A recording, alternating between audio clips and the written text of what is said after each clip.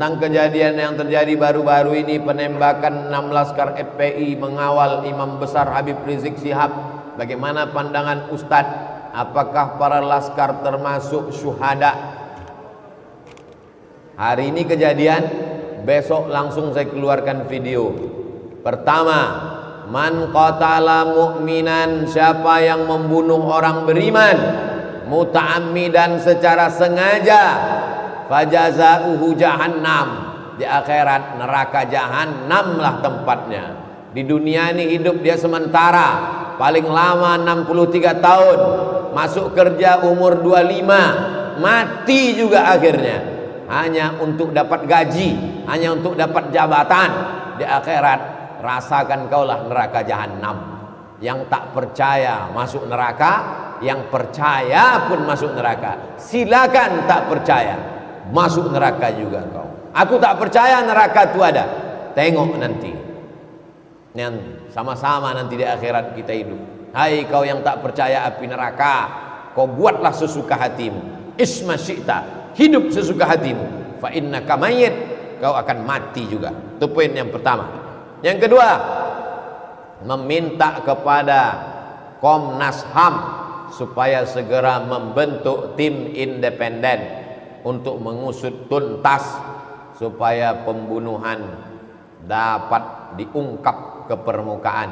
Siapa yang menembak dari jarak dekat, siapa yang menyiksa, membakar, siapa yang mengotopsi tanpa izin keluarga, kenapa perutnya dibelah, kenapa kulitnya biru-biru, kenapa dipukul pakai senjata tumpul. Kau juga akan punya anak, kau juga akan punya keturunan. Bagaimana kalau anakmu yang dikandung istrimu 6 bulan, 9 bulan 10 hari dibesarkan dengan tetes air mata? 6 orang itu bukan anak kucing, 6 orang itu manusia sebaya dengan anak-anak. La yu'minu ahadukum, tak beriman hatta yuhibba li akhih, sampai kau sayang kepada saudaramu. Tak beriman kamu sampai ada rasa saudaramu. Kalau engkau bisa merasakan sakit, berarti kau makhluk hidup. Kalau kau bisa merasakan sakit, berarti kau makhluk hidup. Tapi kalau kau bisa merasakan sakit orang lain, barulah kau disebut manusia. Kalau sekedar sakit, anjing pun merasakan sakit, babi pun merasakan sakit. Tapi kalau kau bisa merasakan sakit orang lain, barulah kau disebut manusia. Berapa banyak manusia tapi otaknya otak anjing, otaknya otak babi. Kenapa Ustaz sebut anjing dan babi? Karena anjing dan babi ada dalam Quran. 3. Lupa pula apa yang ketiga. Apa yang saya sebut di video itu yang ketiga? Supaya cerdas bermedsos. Karena fitnah-fitnah ini luar biasa. Fitnah-fitnah ini luar biasa. Hai kau yang punya kekuasaan, kenapa tak kau pakai kekuasaanmu untuk mengejar Harun Masiku? Dulu zaman nenek-nenek kita yang hilang tuh jarum.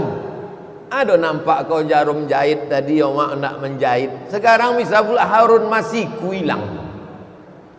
Habib Rizik dicari-cari kesalahan, sampai tak ada lagi pasal yang bisa menjeratnya, dicarikan pasal keramaian. La ilaha illallah. Ustadz Somad bisa jadi, Gus Nur dah masuk, Ustadz Mahir Tualibi dah masuk. Siapa lagi yang udah masuk? Itu di SMS saya dari itu. Hati-hati mat, nampaknya kau tak lama lagi gitu. Saya baca. Baru aja tadi. Nah, mat kata dia. Nah, Ustadz Mahir dah masuk, Ustadz Gus Nur masuk, nampakku kau tak lama lagi gitu. Saya nih paling pantang ditakut-takuti. Waktu 2019 kan ditakut-takuti orang tuh. Hati-hati, kalau sampai Ustadz Somad itu berpihak, kami buka semua aib-aibnya. Masuk WA ke saya. Oh, berpihak, saya langsung. Saya tak kenal Pak Prabowo, itu tak tahu saya dia. Tapi kalau semakin diancam, Diancam mereka, dipoto mereka rumah saya dari atas atap tuh pakai drone. Sampai semua surat-surat motor saya tahu dia STNK BPKB-nya. Mau dipegang mereka. Kalau berpihak kau nanti kami buka kan ini. Menangis kuah, satu orang kuah di Pekanbaru ini datang menangis. Menjumpa saya, memegang lutut saya. Ustaz, kenapa Pak Kuah menangis? Datang tadi orang ke kantor saya ngecek surat nikah Ustaz. Mereka udah pegang nih Ustaz. Jangan Ustaz berpihak, nanti kalau Ustaz berpihak dibukakan mereka. Berpihak saya, menunjukkan saya melawan. Tak takut saya. Begitu juga dengan Pilkada Medan. Saya tak ada urusan dengan Medan. Tiba-tiba datang orang 28 November menyampaikan pesan ke saya. Ustaz, pesan dari Jakarta, Ustaz jangan berpihak. Langsung saya kontak Akhyar Nasution dengan Ustaz Salman. Aku tak bisa ke Medan karena diikut-ikuti orang. Ayo ke Bukit Tinggi, ku buatkan video untuk klaim. Saya menang. Pilkada itu tak ada urusan sama saya menang kalah. Saya menang melawan. Tak takut saya. Paling pantang saya ditancam-ancam mereka. Belum kenal kan sama.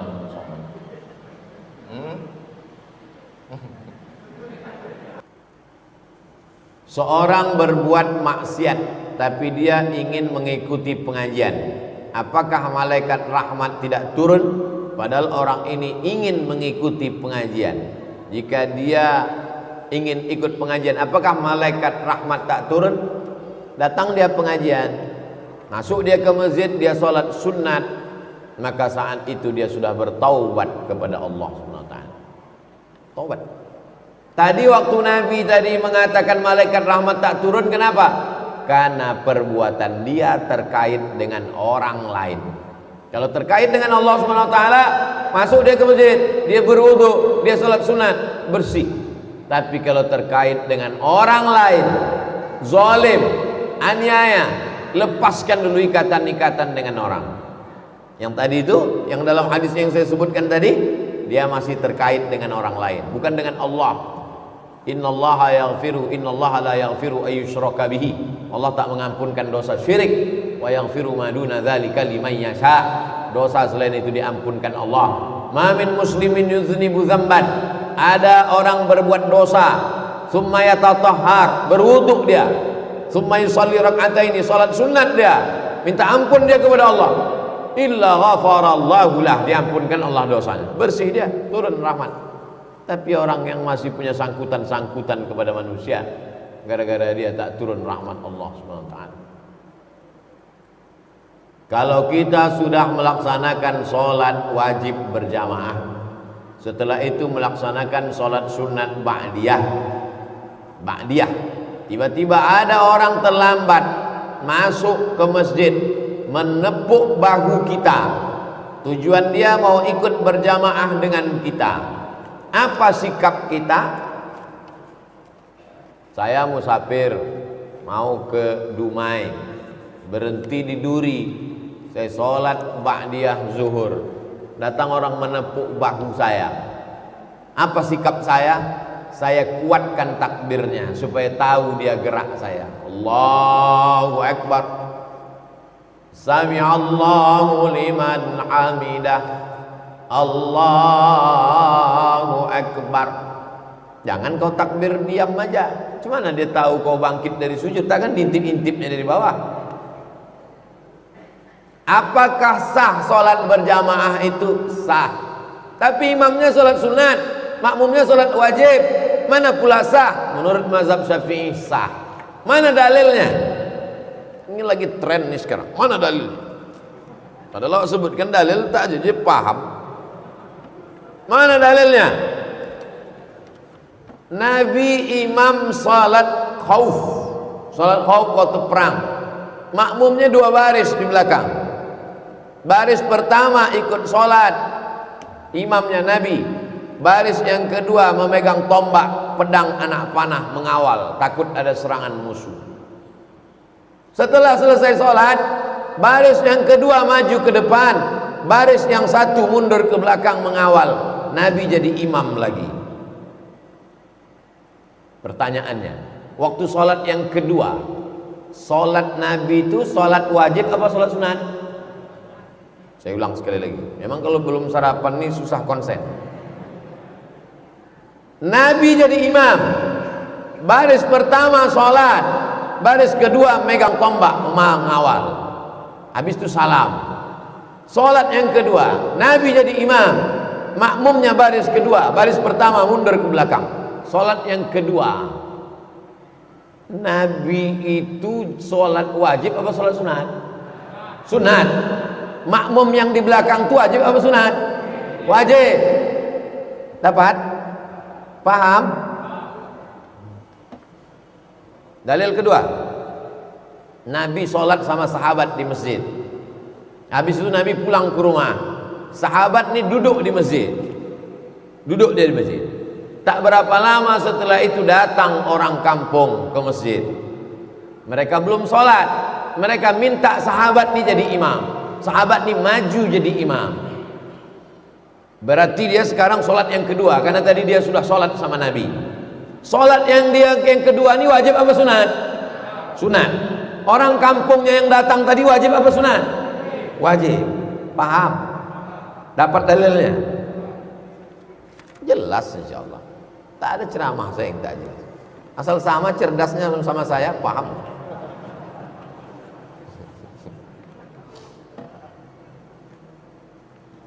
Kami mau minta nasihat bagi yang pencinta DJ, disc jockey, dangdut, pop. Minta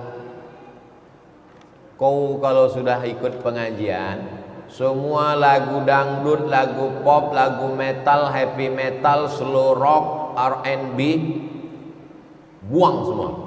CD-CD-nya bakar. Jangan dengar lagi. Kalau mau mendengar lagu, dengar lagu anak-anak dari pesantren Darul Khair. Apa lagu dia tadi? Nah, ini.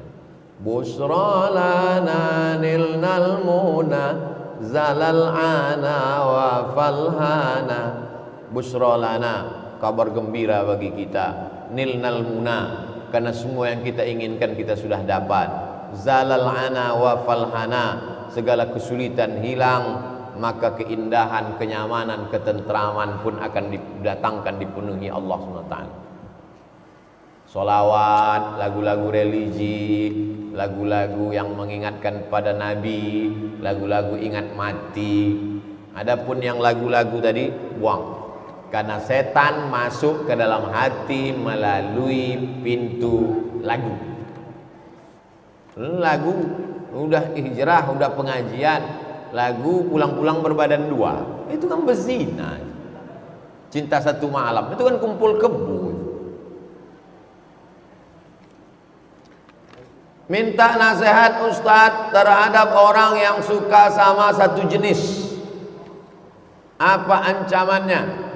Maksud dia satu jenis ini laki-laki sama laki-laki. Adapun sejenis sama manusia, memang itulah manusia nikah sama manusia, takkan nikah sama hantu. Yang dimaksudnya sejenis laki-laki sama laki-laki. Apa hukumnya dalam Islam? Man wajadtumuhu, kalau kamu menangkap ya'malu amala qaumi Lut, kalau kamu menangkap orang melakukan perbuatan umat Nabi Lut, homo, lesbi, faqtulul fa'il wal maf'ul, bunuh dua-duanya.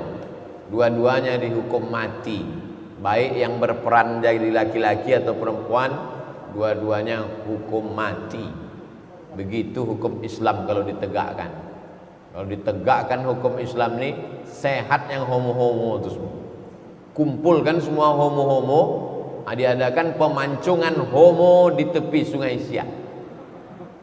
Insya Allah sehat. Yang agak-agak mau homo-homo, sehat dia. Kalau tak percaya, ayo kita tes. Hukum Allah itu datang untuk menyelamatkan umat manusia. Ibu-ibu sedang hamil, jangan menonton bencong. berdoa kepada Allah Subhanahu wa taala, Rabbi habli minas sholihin, Rabbi habli minas sholihin. Sekarang semua acara itu, cobalah tonton acara di TV, film-film, mulai pembawa acaranya, penyanyinya diisi oleh bencong. Bencong paling banyak di dunia ini di Thailand, sampai ada Miss Bencong. Ja'alna 'aliyaha safilaha, kami jadikan bagian atas turun ke bawah, yang bawah naik ke atas. Wa amtarna 'alaihim hijaratan min sijilin mandud, kami hujani mereka dengan batu yang dibakar di api neraka. Azab untuk kaum Nabi Lut yang diceritakan dalam Al-Quran menunjukkan betapa dahsyatnya hukuman itu. Sekarang disupport oleh gerakan internasional. Wajib kita tidak membeli produk-produk yang mensupport gerakan LGBT. Kalau ada produk makanan, kendaraan yang mensupport LGBT, wajib kita embargo untuk tidak membeli, karena ikut. Itulah maka banyak mereka menyerang saya, karena dulu saya sebutkan itu, ini makanannya, ini serangnya saya. Bayangkan tuh serangan bencong luar biasa. Kertas terakhir tentang kejadian yang terjadi baru-baru ini, penembakan 6 laskar FPI mengawal Imam Besar Habib Rizik Syihab. Bagaimana pandangan Ustadz? Apakah para laskar termasuk syuhada? Hari ini kejadian, besok langsung saya keluarkan video. Pertama, man qatala mu'minan, siapa yang membunuh orang beriman muta'ammidan secara sengaja, fajazauhu jahannam, di akhirat neraka jahannam lah tempatnya. Di dunia ini hidup dia sementara, paling lama 63 tahun, masuk kerja umur 25, mati juga akhirnya, hanya untuk dapat gaji, hanya untuk dapat jabatan. Di akhirat rasakan kaulah neraka jahannam. Yang tak percaya masuk neraka, yang percaya pun masuk neraka. Silakan tak percaya, masuk neraka juga kau. Aku tak percaya neraka itu ada. Tengok nanti, yang sama-sama nanti di akhirat kita hidup. Hai kau yang tak percaya api neraka, kau buatlah sesuka hatimu. Isma syi'ta, hidup sesuka hatimu. Fa innaka mayyit, kau akan mati juga. Itu poin yang pertama. Yang kedua, meminta kepada Komnas HAM supaya segera membentuk tim independen untuk mengusut tuntas, supaya pembunuhan dapat diungkap ke permukaan. Siapa yang menembak dari jarak dekat, siapa yang menyiksa, membakar, siapa yang mengotopsi tanpa izin keluarga, kenapa perutnya dibelah, kenapa kulitnya biru-biru, kenapa dipukul pakai senjata tumpul. Kau juga akan punya anak, kau juga akan punya keturunan. Bagaimana kalau anakmu yang dikandung istrimu 6 bulan, 9 bulan, 10 hari, dibesarkan dengan tetes air mata? 6 orang itu bukan anak kucing, 6 orang itu manusia, sebaya dengan anak-anak. La yu'minu ahadukum, tak beriman hatta yuhibba li akhih, sampai kau sayang kepada saudaramu. Tak beriman kamu sampai ada rasa saudaramu. Kalau engkau bisa merasakan sakit, berarti kau makhluk hidup. Kalau kau bisa merasakan sakit, berarti kau makhluk hidup. Tapi kalau kau bisa merasakan sakit orang lain, barulah kau disebut manusia. Kalau sekedar sakit,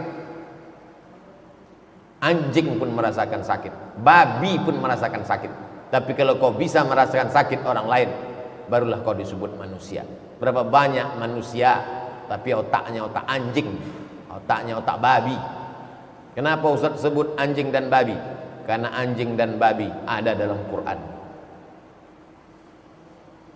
3. Lupa pula apa yang ketiga. Apa yang saya sebut di video itu yang ketiga? Supaya cerdas bermedsos. Karena fitnah-fitnah ini luar biasa. Fitnah-fitnah ini luar biasa. Hai kau yang punya kekuasaan, kenapa tak kau pakai kekuasaanmu untuk mengejar Harun Masiku? Dulu zaman nenek-nenek kita yang hilang tuh jarum. Aduh, nampak kau jarum jahit tadi, ya mak nak menjahit. Sekarang bisa pula Harun Masiku hilang. Habib Rizik dicari-cari kesalahan, sampai tak ada lagi pasal yang bisa menjeratnya, dicarikan pasal keramaian. La ilaha illallah. Ustadz Somad bisa jadi. Gus Nur dah masuk, Ustadz Mahir Tualibi dah masuk. Siapa lagi yang udah masuk? Itu di SMS dari saya dari itu. Hati-hati mat, nampaknya kau tak lama lagi gitu. Saya baca. Baru aja tadi. Nah, mat kata dia. Nah, Ustadz Mahir dah masuk, Ustadz Gus Nur masuk, nampakku kau tak lama lagi gitu. Saya nih paling pantang ditakut-takuti. Waktu 2019 kan ditakut-takuti orang tuh. Hati-hati, kalau sampai Ustadz Somad itu berpihak, kami buka semua aib-aibnya. Masuk WA ke saya. Oh, berpihak, saya langsung. Saya tak kenal Pak Prabowo itu, tak tahu saya dia. Tapi semakin diancam mereka, dipoto mereka rumah saya dari atas atap tuh pakai drone. Sampai semua surat-surat motor saya tahu di STNK BPKB-nya. Mau dipegang mereka. Kalau berpihak kau nanti kami buka kan ini. Menangis kuah, satu orang kuah di Pekanbaru ini datang menangis. Menjumpa saya, megang lutut saya. Ustaz, kenapa Pak Kuah menangis? Datang tadi orang ke kantor saya ngecek surat nikah Ustaz. Mereka udah pegang nih Ustaz. Jangan Ustaz berpihak, nanti kalau Ustaz berpihak dibukakan mereka. Berpihak saya, menunjukkan saya melawan, tak takut saya. Begitu juga dengan pilkada Medan. Saya tak ada urusan dengan Medan. Tiba-tiba datang orang 28 November menyampaikan pesan ke saya. Ustaz, pesan dari Jakarta, Ustaz jangan berpihak. Langsung saya kontak Akhyar Nasution dengan Ustaz Salman. Aku tak bisa ke Medan karena diikut-ikuti orang. Ayo ke Bukit Tinggi, ku buatkan video untuk klaim. Saya menang. Pilkada itu tak ada urusan sama saya menang kalah. Saya menang melawan. Tak takut saya. Paling pantang saya ditancam-ancam. Belum kenal kan sama.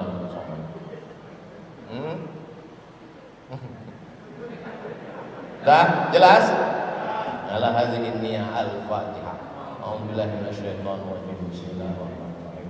Alhamdulillahirabbil alamin arrahmanir rahim maliki yaumiddin. Iyyaka na'budu wa iyyaka nasta'in ihdinas mustaqim. Shiratal ladzina an'amta 'alaihim ghairil maghdubi 'alaihim waladdallin. Amin. Allahumma arinal haqqa haqqan warzuqna ittiba'ah. Tunjukkan pada kami yang hak itu adalah benar ya Allah. Berikan kami kekuatan untuk mengikutinya. Wa arinal batila batila. Tunjukkan pada kami